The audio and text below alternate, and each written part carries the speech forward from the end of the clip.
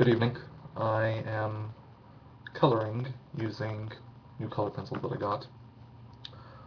I find that I find that I color best when I do little small circles. Then everything's more consistent. Yeah, I'm having a discussion here about color pencils like I'm a preschooler or something, but I'm having fun. Anyway, sorry, I'm distracted. Um, Happy National Pie Day. Yes, it is National Pie Day. I didn't know this until the good people at humanisticpaganism.com told me, and it's also Einstein's birthday. So, in lieu of that, in lieu of Pi Day, of course, I'm not talking about baked goods here, but that number that deals with the ratio between circumference of a circle and its diameter. So I went on Google Images and printed up some mandala-esque images to color in, which is what I'm doing right now, because they're dealing with circles. That one's just a sun with some moons. This one has a dream catcher-ish look to it with shells and with feathers and seeds and things on it. So I'll color these in and probably use them for decoration next week on Ostara. And if I don't trash them, maybe for belting, because they got kind of spring summer colors on them. Anyway, so yeah, it's National Pie Day. The first time that was celebrated was in 1988 by a physicist named Larry Shaw at the San Francisco Exploratorium. He he had staff and the public kind of march around in one of the circular areas of the center, and then they ate fruit pies. So that sounds like a pretty good day at the Exploratorium. And they continue that tradition. Um, Also in Princeton, they celebrate Pi Day with Einstein's birthday because Einstein lived there for 20 years, and they have fruit pie eating contests and a Einstein look-alike contest, which has to be fantastic to be able to see. So, yeah. Finally, on March 12th, 2009, the House of Representatives passed a non-binding bill that recognized National Pie Day on March 14th. Why the 14th? Because March, which is the third month, is, you've got 3, 1, 4, so which is the number of pi. And so we're dealing with circles. And of course I'm celebrating with pie myself. Pie and blackberries, because blackberries were Einstein's favorite food. You don't know. So I've been thinking about circles today, and not the mathematical bit, but the magical element to it. I know a lot of neo-pagans and witches don't cast circle. They don't think it's important or it's too much. I'm a big fan of ritual, and I'm a big fan of circle casting. For me, it's not just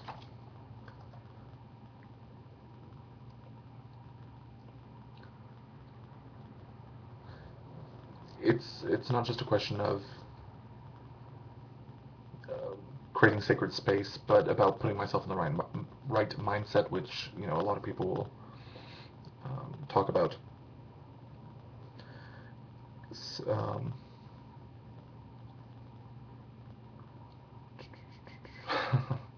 Sorry, I'm thinking of colors again. I need to put things away. Anyway, one of my favorite quotes concerning ritual is by... It's from a book called The Brain, Symbol, and Experience, but I can't remember who it's by. I want to say Neuro-science people, but sorry, I don't remember their names. Anyway, ritual is the engine of shamanic ecstasy, and symbol is the pilot. So whether you're using colored candles or traditional Wiccan tools or whatever to kind of establish the perimeter of your circle. It's the act of creating circle, of creating sacred space, of creating a protective perimeter that puts you in that right mindset.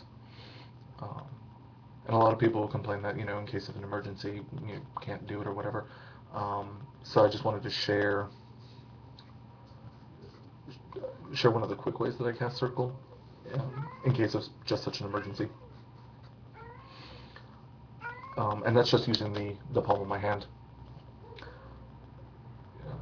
From your perspective, right side. Right side I just kind of attribute to the east, and that's where I start circle casting from. So then just use your power hand, create a clockwise circle in your palm, and then, because most people when they draw out a circle, they usually start from somewhere around here, and or that's what I've noticed with everybody I know. They kind of start up in the upper half of the circle, and then if they create a cross, it's usually top down, left to right. So in this case, you're changing that, so you're being conscious of how you're drawing out a circle.